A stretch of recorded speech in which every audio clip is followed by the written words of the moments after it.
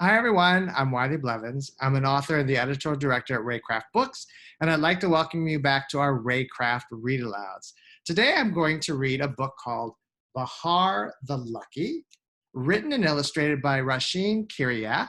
Rashin was born in Iran and grew up there, but now she lives in the United States. But she likes to include a lot of aspects of her Persian culture in her books for children. You might have heard of Persian rugs, for example. They are important to this story because Bahar, the girl in the story, is a Persian rug weaver. The reason Rashin wrote this book is because her grandfather was a rug weaver in Iran in the town of Kashan, and that plays an important role in this story. So I hope you enjoy Bahar the Lucky, written and illustrated by Rashin Kheiriyeh.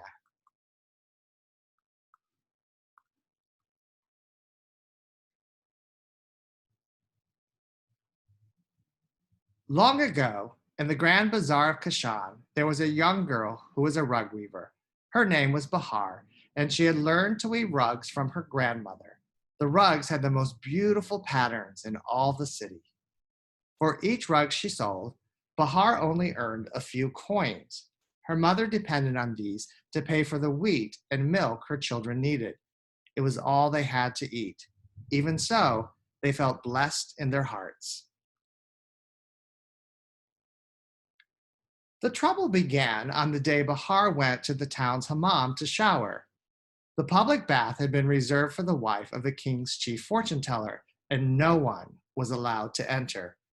"It has been so long since I was last here," begged Bahar. "Please let me bathe in the corner with the maids." The bath owner agreed, but warned her to be careful. "The chief fortune teller's wife must not notice you are here," he said. Soon after, the fortune teller's wife walked in, proud as a camel. Bahar, lost in imagining herself wrapped in the riches of a fortune teller, tripped over a stool and fell into the pool. Everyone laughed, except the chief fortune teller's wife. Bahar leapt up and ran home, followed by the shouts of the angry bath owner. Bahar's mother sat her next to the fire to warm her.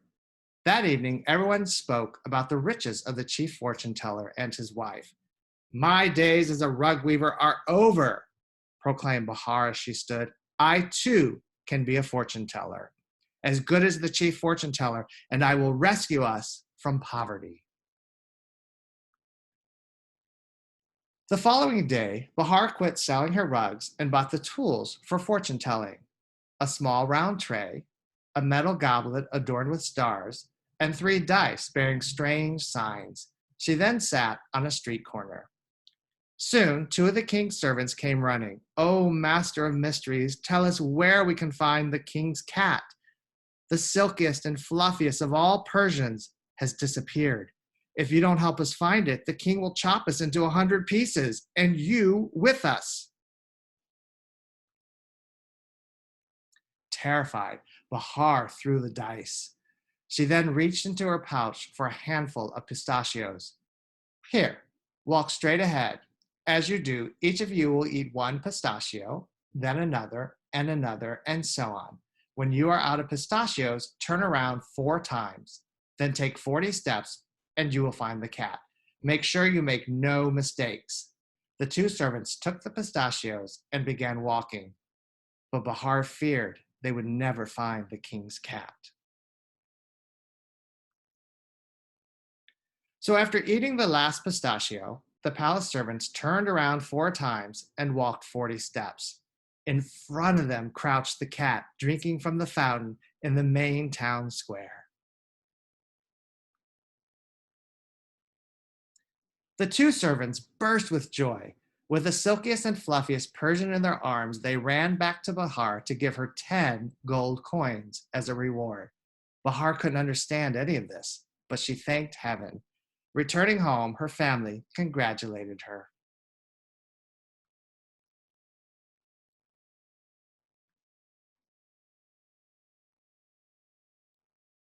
Early the next morning, Bahar headed back to the same street corner to set up her box.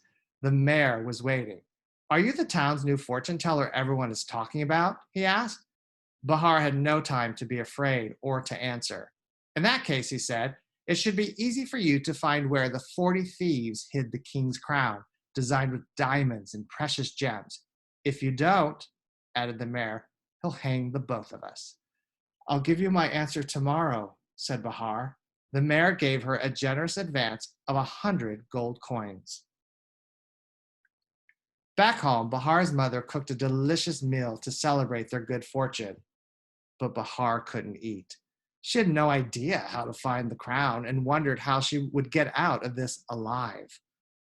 Bahar went to her room to finish a rug she was weaving for her mother's birthday. It had a beautiful image of a pomegranate tree. She missed the peace and safety of weaving her rugs. Suddenly, she heard whispers. Two of the 40 thieves peeked through the window. They came in and bowed humbly before her. "Oh, great master of fortune-telling, obviously you have discovered that we hid the king's crown under the biggest tree in the pomegranate garden," the thieves said, pointing to the rug's pattern. "All we ask is that you not reveal our 40 faces to the king. Here are 100 gold coins to thank you in advance for your kindness." They gave Bahar the bag of gold coins and snuck away. The next morning, Bahar led the mayor to the pomegranate garden. Together, they dug under the biggest tree and found the crown. Eager to save himself, the mayor raced back to the king, forgetting to ask the identity of the thieves. That very afternoon, the king summoned Bahar to the palace. He showered her with gifts to thank her, while musicians played and dancers swirled about her, all under the jealous eye of the chief fortune teller and his wife. "A girl like this can never be a real fortune teller," the chief fortune teller said to the king. "Give her one more test, and I will prove she is a fake." He shot Bahar a wicked smile, then hid a cricket in his hand. "My majesty, if this so-called fortune teller is real, she will tell us what I have in my fist," he said. Bahar cursed herself for starting this dangerous fortune-telling game. She closed her eyes in search of a bright answer within the darkness of her thoughts. An old Iranian proverb appeared and slipped through her lips. "Once you bounce the cricket, twice you bounce the cricket. At last you are caught in the hand, cricket." "Bravo," the king said. He then opened the chief fortune teller's fist as the cricket jumped out. The king immediately fired his fortune teller and declared Bahar as his chief fortune teller for life. As soon as the king's words echoed through the palace's great hall, Bahar dashed into the crowd and disappeared. To this day, no one has ever spotted the lucky girl again. But every now and then, a rug with the most beautiful patterns appears in the grand bazaar of Kashan. Well, I hope you enjoyed this story by Rashin Kheiriyeh. Here on the screen, you will see Rashin, the author and illustrator. I want to play for you just about a minute and a half of an interview that we did with Rashin, so you get to meet this amazingly talented and very, very sweet author and illustrator. Thank you. And for parents and educators who are handing your book to a reader, how would you suggest that they use your book? Well, I was thinking about it. Maybe some they can come up with some simple pattern of Persian rug, so the kids can kind of like the coloring book. They can color inside the outline patterns to get the idea of what kind of colors they usually use, and when it's colorful, how gorgeous it would be. Yes. Thank you so much, Rashin. Is there anything that you want to pass along to educators or readers, especially young people, I would say in particular? Anything that you would say to them? Well, I've been in some storytelling time to the school visits and stuff. And the thing that makes me sad is that most of the American kids doesn't know much about Iran. They're asking me, where is that? And but they are excited to know more about it. So these kind of books from different cultures, different backgrounds, maybe would be helpful to kids and educators. Well, and that's what we're trying to do. That's what we are doing at Reycraft, helping children to explore worlds beyond their own. And we think that that's incredibly important in connecting children around the world. So thank you so much for writing for us and for helping us to get that message across. Thank you so much. Thanks to Reycraft with this wonderful editing group, wonderful publisher. Put my hands like open to unleash my imagination in this book, and I really thank them.